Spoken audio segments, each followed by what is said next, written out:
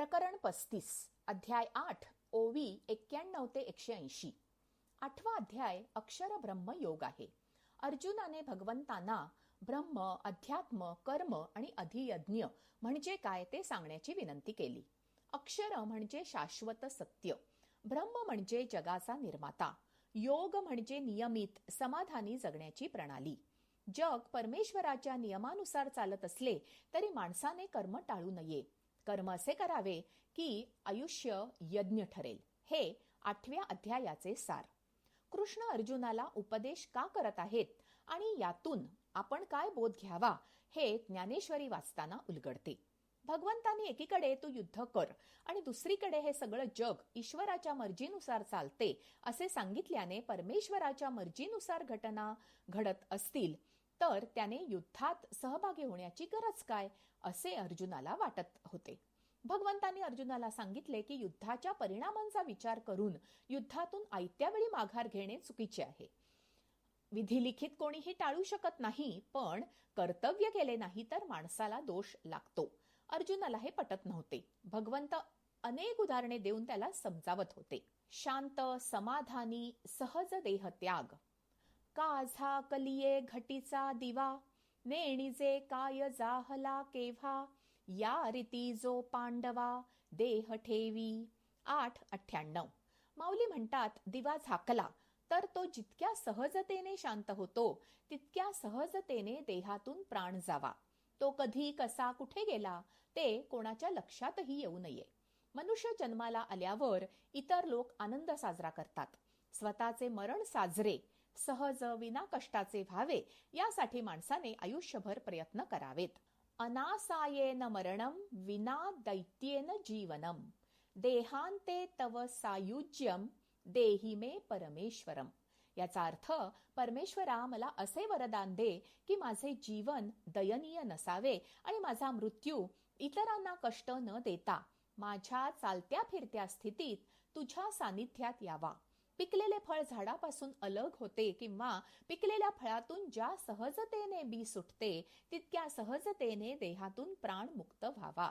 तुकाराम महाराज म्हणतात, याच साठी केला होता अट्टाहास, शेवटचा दिस गोड व्हावा. समाधानाने जगावे आणि आनंदात देह त्यागावा. अखेरच्या क्षणापर्यंत देवाला अंतःकरणात जपावे. यासाठी योग हे उत्तम साधन आहे. योगाच्या अभ्यासाने बुद्धी स्थिर होते आणि संयम वाढल्याने मन अंतःकरणात स्वस्थ राहते. दृढ भक्ती.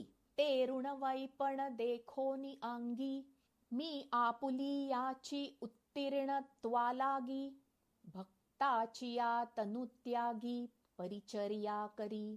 8:131. जे नेहमीच परमेश्वराची सेवा करतात अशा भक्तांच्या अंतकाळी भगवंत त्यांचा सेवक होतो. भक्तिरूपी कर्जाच्या फेडीकरिता भक्तांच्या देह सोडण्याच्या वेळी परमेश्वर त्यांच्या सन्निध राहतो. भक्ती कशी असावी याविषयी नारद मुनींची गोष्ट आहे. विष्णूंना नारद मुनींनी विचारले, तुमचा सगळ्यात आवडता भक्त कोणता? विष्णू म्हणाले, स्वतःचा संसार सांभाळून भक्ती करणारा मला अत्यंत प्रिय आहे. मुनी म्हणाले, जे कष्टपूर्वक सगळी बंधने तोडून तुमचे तप करतात त्यांचे श्रम वायाच गेले म्हणायचे. त्यावर विष्णूंनी नारदांना काठोकाठ तेल भरलेली वाटी हातात धरून त्यातील तेल न सांडता तळ्याला एक फेरी मारायला सांगितले. मुनी ती वाटी घेऊन निघाले. फेरी पूर्ण करून वाटी घेऊन परत आले. विष्णूंनी त्यांना विचारले, वाटी हातात असताना तुम्ही नारायण हे नाव किती वेळा घेतलेत? मुनी म्हणाले, एकदाही जमले नाही. तेल सांडू नये याकडेच सगळे लक्ष होते. विष्णू म्हणाले, संसारी भक्त संसाराचा व्याप सांभाळत दिवसभरात माझे एकदा तरी स्मरण करतात म्हणून ते मला प्रिय आहेत. मुनींचे या उत्तराने समाधान झाले. कर्म करताना भगवंताचे अधिष्ठान असावे. भक्ती करताना भगवंत सोडून इतर काहीही आठवू नये. श्रद्धा अशी असावी की एकही तक्रार मनात येऊ नये. विश्वास असा असावा की निराशा मनात येऊ नये. शाश्वत ब्रह्म. ऐसे जे हे शरीर, ते ते न पवतीची पुढती नर, जे होऊनी ठेले अपार स्वरूप माझे. 8:151. देवांचा राजा इंद्र, त्याचेही ब्रह्मदेवाच्या एका दिवसात 14 जन्म होतात. ब्रह्मलोकासकट सर्व लोकांचे प्राणी पुनर्जन्म पावणारे आहेत. परंतु जे पुरुष भगवंताचे स्वरूप होऊन राहिलेले आहेत त्यांना पुन्हा जन्म प्राप्त होत नाही. ब्रह्मपदाचा थोरपणा जरी प्राप्त झाला तरी त्यास पुन्हा पुन्हा येणारे जन्म मरणाचे फेरे चुकत नाहीत.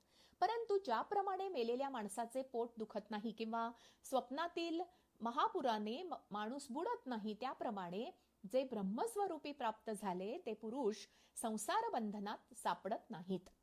शरद ऋतूच्या आरंभी ढग आकाशात नाहीसे होतात व नंतर ग्रीष्म ऋतूच्या शेवटी पुन्हा उत्पन्न होतात. त्याप्रमाणे ब्रह्मदेवाच्या दिवसाच्या आरंभी हे भूतसृष्टीचे समुदाय उत्पन्न होतात आणि रात्रीची वेळ प्राप्त झाली की त्रैलोक्याचा पसारा आपोआप लीन होतो. जसे पाऊस पडल्यावर गवत आपोआप उगवते त्याचप्रमाणे ब्रह्माचा दिवस सुरू झाला की सृष्टी परत निर्माण होते.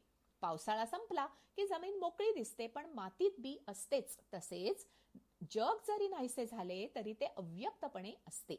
चैतन्य हे विश्वाच्या रूपाने पसरलेले आहे, परंतु विश्व पण नाहीसे झाले तरी चैतन्य नाहीसे होत नाही. ज्याप्रमाणे पाटीवर लिहिलेली अक्षरे पुसून टाकली तरी त्यापासून होणारा बोध असतोच. जलाशयातील लाटा शांत झाल्या तरी त्यात पाणी असते. दागिने आणि लगड हे सोन्याचेच दोन प्रकार. आकार आहेत, मूळ सोने तसेच असते. अगदी तसेच ब्रह्म व्यक्त आणि अव्यक्त, सगुण आणि निर्गुण, साकार आणि निराकार दोन्ही आहे. प्रकरण 36 अध्याय 8 ओवी 181 ते 271. म्हणोनी अक्षर जे म्हणिजे तेवीची म्हणता बोधुही उपजे. जया परवता पैसू न देखिजे या नाम परमगती. 8:181. आकाराला आल्याने ज्याचे निराकारपण जात नाही व आकाराच्या लोपाने ज्याची नित्यता बिघडत नाही म्हणून ब्रह्माला अक्षर असे म्हटले जाते. शरीरातील कोणतीही क्रिया आत्मा करत नाही पण आत्मा असतो म्हणून प्रत्येक क्रिया घडते. शरीराच्या माध्यमाद्वारे जीव सगळे भोग भोगतो, उपभोग घेतो. माणूस झोपला असेल तरी श्वसन, पचन, पोषण इत्यादी शरीर क्रिया सुरू असतात. आत्मा हा पुरुष, स्वामी, राजा आणि शरीर म्हणजे प्रकृती, चाकर, जमीन. दोघेही एकमेकांना पूरक असले तरी एकमेकांवर अवलंबून नाहीत. मोक्ष, परमगती. हिमाचिया झुळुका जैसे हिवची पडे उष्णोदका. का समोर जालिया अर्का तमची प्रकाशू होय. 8:197. थंडीच्या झुळुकांनी जसे ऊन पाणी थंड होते अथवा सूर्यासमोर अंधार आला असता अंधार नाहीसा होतो, त्याप्रमाणे संसाराची चिंता न करता अनन्य भावाने परमेश्वराची भक्ती केल्यास आत्म्याला परमगती मिळते. परमगती म्हणजे असे स्थान जिथे गेल्यावर परतीची गरज किंवा वाट नाही. मोक्ष म्हणजे मनाची अशी स्थिती ज्यात संसारात किंवा आयुष्यात कितीही संकटे आली तरी मनाची शांती, समाधान टिकून राहते. असा मनुष्य सुख किंवा दुःखाच्या आवेगात वाहून जात नाही. भगवंताला मन अर्पण करून न मन होतो आणि कोणत्याही द्वंद्वात अडकत नाही. ज्याप्रमाणे लाकडाची राख झाली की परत लाकूड होत नाही, ऊसाची साखर झाली की त्याचा ऊस बनवू शकत नाही, एकदा सोने झाले की त्याचे लोखंड होत नाही, तूप बनले की त्याचे लोणी होत नाही, त्याप्रमाणे परमात्म्याला मिळाले की माणसाचे वेगळे अस्तित्व उरत नाही. असा माणूस संसाराच्या मोहात अडकत नाही आणि कटकटीने त्रासत नाही. देह सोडण्यासाठी योग्य काळ. म्हणो निकाळ शुद्धी जरी देह ठेविती तरी ठेवित खेवी ब्रह्मची होती. एरवी अकाळी तरी येती संसारा पुढती. 8:206. योग्य काली देह ठेवला तर देह ठेवता क्षणीच माणूस किंवा आत्मा ब्रह्मस्वरूप होतो. या उलट अयोग्य काली देह ठेवला तर त्याला पुन्हा संसाराला यावे लागते.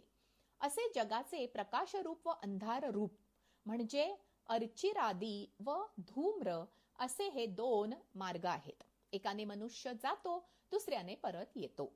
जसा वाऱ्याने दिवा विझला तर आपण वस्तू पाहू शकत नाही, तसेच अग्नीचे सहाय्य असेल तरच इंद्रिय समुदाय सावध राहतो आणि तो त्याचा सावधपणा शेवटपर्यंत टिकतो. म्हणून शरीरातील अग्नी चेतवत ठेवावा. देहात अग्नीचा व ज्योतीचा प्रकाश शुक्ल पक्ष दिवस आणि उत्तरायणातील 6 महिन्यापैकी एखादा दिवस अशा योगावर जे योगी आपला देह सोडतात त्यांना परमगती प्राप्त होते. त्यांची सर्व इंद्रिय मरणसमयी टवटवीत असतात. ब्रह्मस्थिती अनुभवल्यामुळे असा योगी मृत्यूसमयी प्रसन्न असतो. ज्या योग्याचा मरणाचे वेळी वात व कफ शरीरामध्ये दाटतो, स्मरणशक्ती क्षीण होते, शरीर थंड पडते, श्वास सुरू असला तरी शुद्ध हरपते, शरीरातील अग्नी मंद होतो आणि ज्या योग्याचे देहावसान रात्रीच्या वेळी कृष्ण पक्षात दक्षिणायनाच्या 6 महिन्यात होते, तो योगी चंद्रलोकापर्यंत जाऊन मृत्यूलोकात परत येतो. माणसाने या 2 मार्गापैकी कोणता योग्य मार्ग आहे हे पाहावे, खरे खोटे ओळखावे आणि आपले हित कशात आहे व अनहित कशात आहे हे समजून घ्यावे. एरवी देहांती थोर विषम, या मार्गाचे आहे संभ्रम. जन्मे अभ्यासिलियाचे हनकाम, जाईल वाया. 8:243. खऱ्या खोट्याची पारख केली नाही तर मरणकाळी जन्मभर केलेला अभ्यास साधना आठवत नाही. नदी ओलांडताना होडी असेल तर माणूस होडीत बसतो, अमृत मिळाले तर तेही पितो, पण मनुष्य जन्माला आल्यावर चांगला हिताचा मार्ग बिकट आहे म्हणून सोडून मोहामुळे असत्याचा मार्ग निवडतो. ही वाट निसरडी आहे. या वाटेला लागले की परतीचा मार्ग सहज सापडत नाही आणि योग साधना केली असली तरी जन्म मरणाचा फेरा चुकत नाही. या कारणे पंडुसुता, तुवा होआवे योगयुक्ता, ये तुलेनी सर्वकाली साम्यता, आपण पा होईल. 8:256. माणसाने गतीबद्दल फार विचार करू नये, कारण त्या क्षणी काय होईल ते कोणी सांगू शकत नाही. जो योगी असतो तो आत्मचिंतनात मग्न असतो, गतीची फिकीर करत नाही, कारण देह जावो अथवा राहो, पांडुरंगी दृढ भावो अशी खऱ्या भक्ताची धारणा असते. म्हणूनच तुकाराम महाराज म्हणतात, हेची दान देगा देवा, तुझा विसर न व्हावा. तुका म्हणे गर्भवासी, सुखे घालावे आम्हासी. पांडुरंगाचे नाव घेता यावे म्हणून मनुष्य जन्माचे त्रास सोसायला महाराज तयार आहेत. मायाजालात न फसण्यासाठी मोह टाळणे हा एकच मार्ग आहे. योगाने मोह जिंकता येतो आणि ब्रह्मस्थिती मिळवता येते. ब्रह्मस्वरूप झाले की कोणत्याही मार्गाने गेले तरी फरक पडत नाही. योग माणसातील भोगाची आसक्ती नाहीशी करतो आणि माणसाला आत्मानंद मिळवून देतो. कोणतेही भोग चिरंतन टिकणारे सुख देऊ शकत नाही. म्हणूनच योगाभ्यासाने जे सुख, जो आनंद मिळतो तो यज्ञ, तप, दान इत्यादी इतर कोणत्याही मार्गाने मिळत नाही. प्रकरण 37. अध्याय 9, ओवी 1 ते 107. 9व्या अध्यायाचे नाव राजविद्या राजगुह्य योग आहे. विद्या आणि ज्ञान म्हणजे काय? 14 प्रकारच्या विद्या आणि 64 प्रकारच्या कला आहेत. त्या अवगत कराव्या लागतात. कोणत्याही विद्येची अथवा कलेची माहिती करून घेणे म्हणजे ज्ञान. सर्व विद्या आणि कलांचे ज्ञान मिळवणे आणि इतके ज्ञान पेलणे सामान्य माणसाला शक्य नसते. ते सिद्ध योग्यालाच शक्य असते. ज्ञानप्राप्तीसाठी गुरु असावा किंवा भेटावा लागतो. शिष्याची तयारी किंवा अभ्यास बघून गुरु शिष्याला त्याच्यासाठी योग्य असेल ते ज्ञान देतो. शिष्याची योग्यता कळते त्यालाच गुरु म्हटले जाते. गुरु शिष्याला त्याच्या सामर्थ्याची, आव्हानाची, अभ्यासाची जाणीव करून देतो. सद्गुरु भेटणे ही भाग्याची गोष्ट आहे. गुरुमुळेच शिष्याची प्रगती होते. अर्जुनाला कृष्णाने गुरुच्या मायेने सर्व ज्ञान दिले, म्हणूनच अर्जुनाला यश मिळाले, जय आला. कल ओळखून त्याप्रमाणे शिक्षण देण्याची स्तुत्य पद्धत गुरुकुलाच्या रूपात प्राचीन भारतात अस्तित्वात होती. योग्यतेनुसार शिक्षण आणि शिक्षणानुरूप व्यवसाय केल्यामुळे भारत समृद्ध होता. माऊली निरूपण करत असताना श्रोत्यांशी साधत असलेला संवाद खूप मनोज्ञ आहे. बहुजन समाजाला तत्वज्ञान समजावे म्हणून माऊलींनी मराठी भाषेत गीतेचे निरूपण केले. त्याला भावार्थ दीपिका असे नाव आहे. त्यात कुठेही मोठेपणाचा आव नव्हता. त्याच ग्रंथाला ज्ञानेश्वरी म्हणून ओळखले जाते. समोर असलेले श्रोते वयाने थोर, अनुभव समृद्ध, बुद्धिमान, सुशील, समंजस आणि जोखंदळ आहेत याची त्यांना जाणीव होती. त्यासाठी श्रोत्यांचे गुणवर्णन करताना त्यांना वंदन केले आहे. वक्त्याला लोकाश्रय मिळणे, त्याचे बोल कौतुकाने ऐकणारे श्रोते मिळणे हे त्याचे भाग्य असते असे म्हणत कृतज्ञता व्यक्त केली आहे. अहो हिमकरासी विंजणे, की नादा पुढे आई कवणे, लेणी यासी लेणे, हे कही आथी. 9-10 माऊली म्हणतात, तुमच्यासारख्या विद्वान लोकांसमोर बोलणे म्हणजे लहान तोंडी मोठा घास घेण्यासारखे आहे.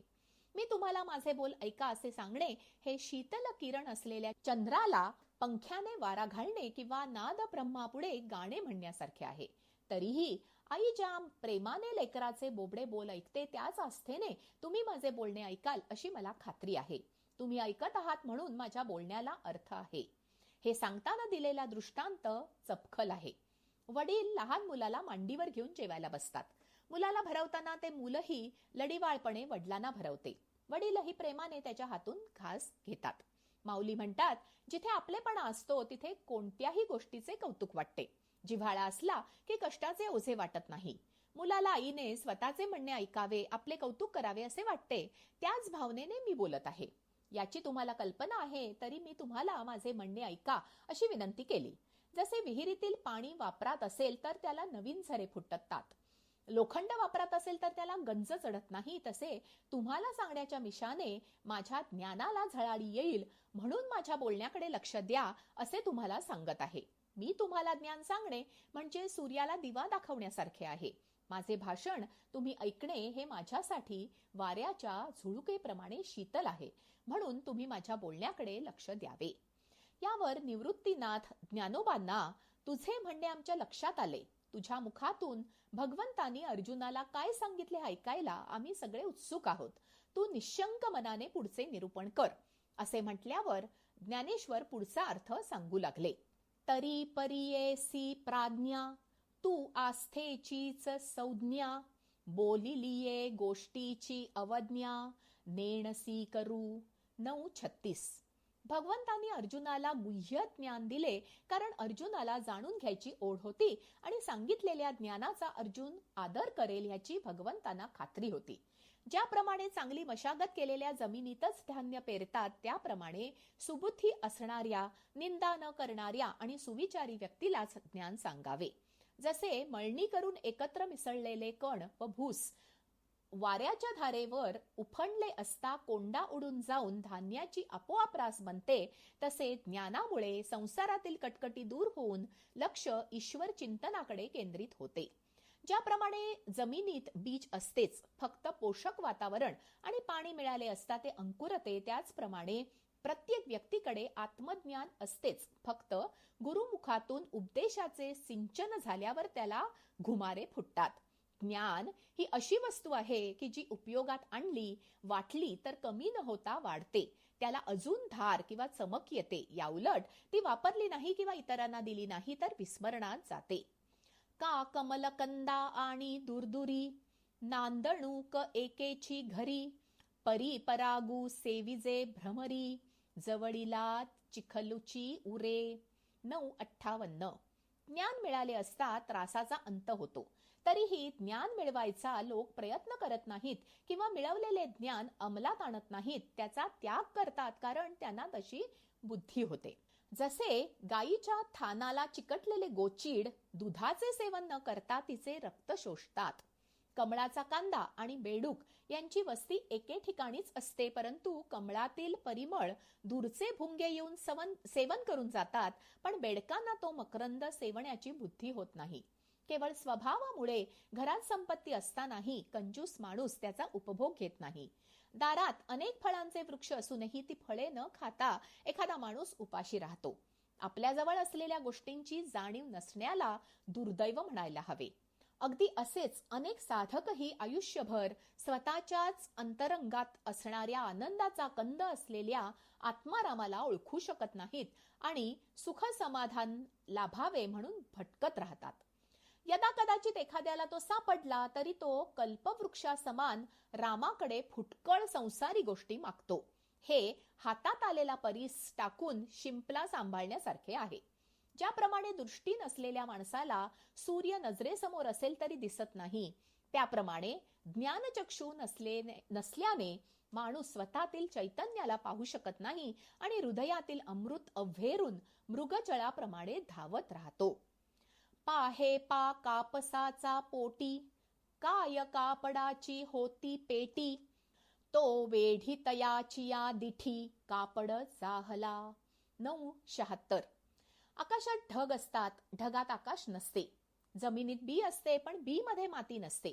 कापसाच्या पोटात कापडाचा गठ्ठा नसतो, तरीही कापसापासून कापड तयार होते.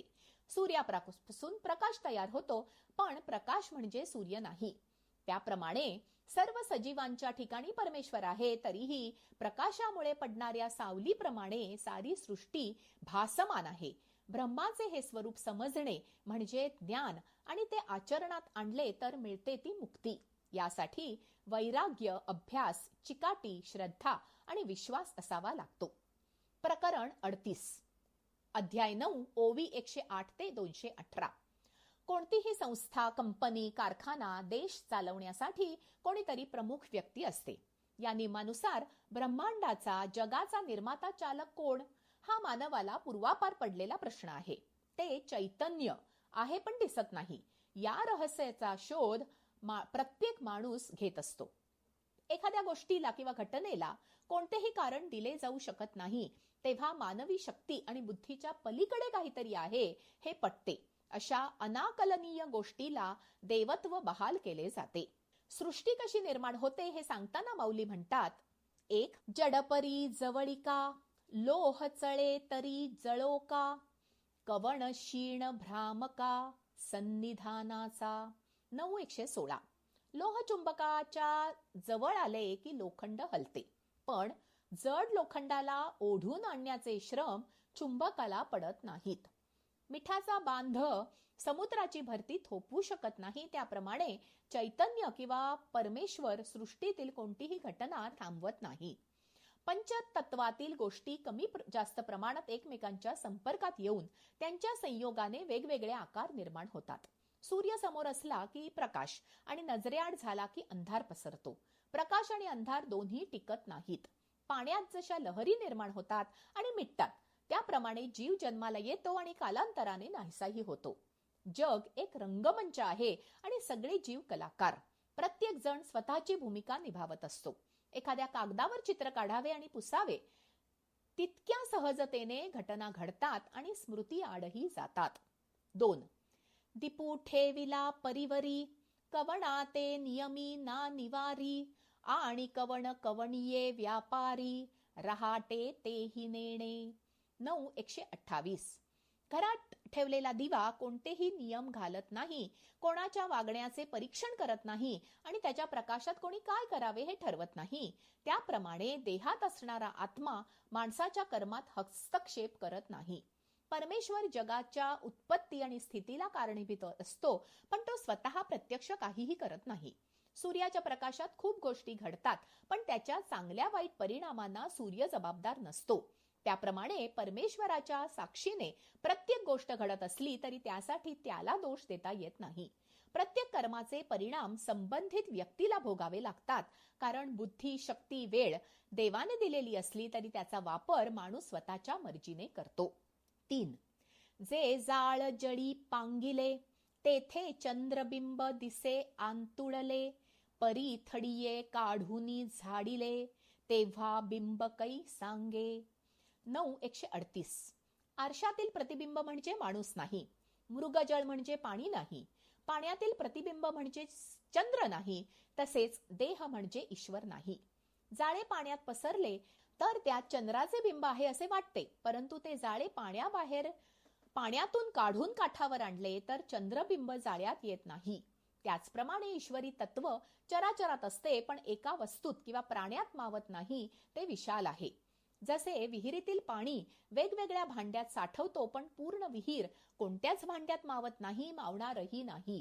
पंचतंत्रातील गोष्टीत ज्याप्रमाणे विहिरीत सिंह आहे असे वाटल्याने सिंह आणि पाण्यात नक्षत्रे आहेत असा समज झाल्याने राजहंस फसतो, त्याप्रमाणे देहाला देव समजल्याने माणसाची फसगत होते. परमेश्वर जाणून घेण्यासाठी व्यावहारिक नियम, दृष्टी, निकष वापरता येत नाहीत.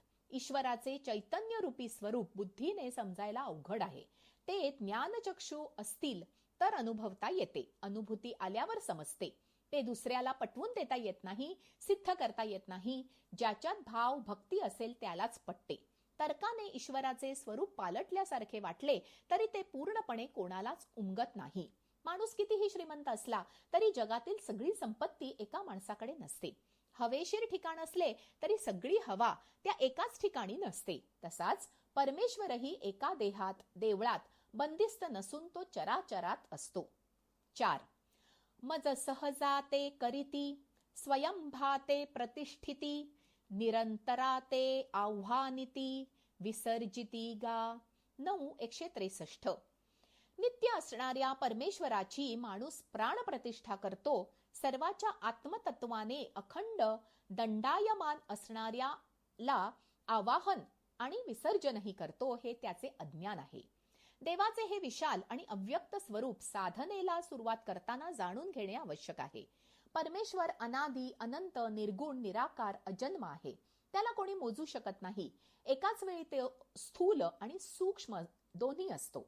कोळसा आणि हिरा, वाफ आणि बर्फ जशी एकाच मूलद्रव्याची 2 रूपे आहेत, तशी देवाची विविध रूपे ठायी ठायी आहेत. त्याला कोणताही विशिष्ट रंग, रूप, जात, धर्म, पंथ, स्थळ, काळ, वेळ नाही. तो कोणा एकाची बाजू घेत नाही, कोणावरही रागवत नाही. तामसी वृत्तीची माणसे देवाला मूर्तीत बंद करणारी असतात. त्यांचे मन अस्थिर असल्याने त्यांची साधना निष्फळ ठरते. मूर्ती भंग पावली की त्यांची श्रद्धा मोडकळीस येते. त्यांना जरी ज्ञानप्राप्ती झाली तरी ती आंधळ्या माणसाला मिळालेल्या मोत्यारूपी प्रमाणे निरुपयोगी ठरते. त्यांना मिळालेला बीज मंत्र लहान मुलांच्या हातात असलेल्या शस्त्राप्रमाणे वाया जातो. 5.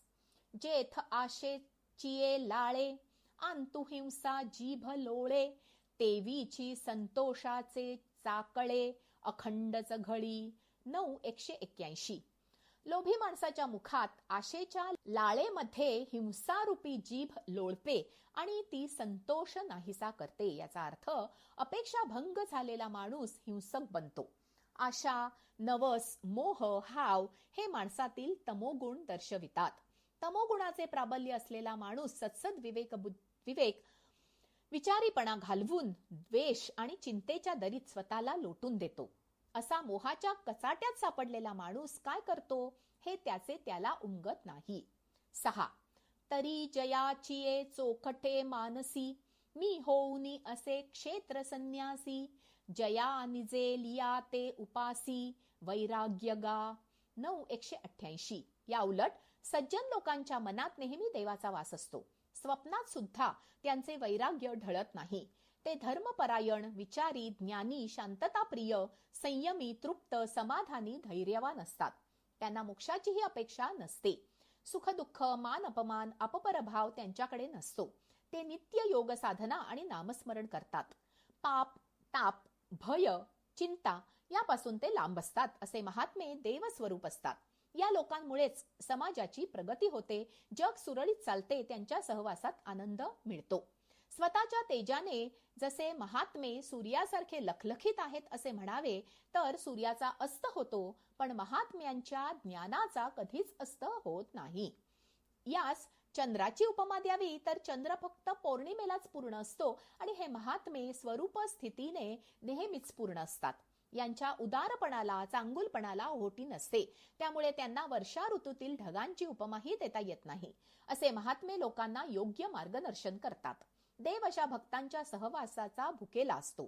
जिथे नाम संकीर्तन असते तिथे देव असतोच. पसायदानात माऊलींनी असे सज्जन प्रत्येक गावात असावेत असे देवाकडे मागणे मागितले आहे.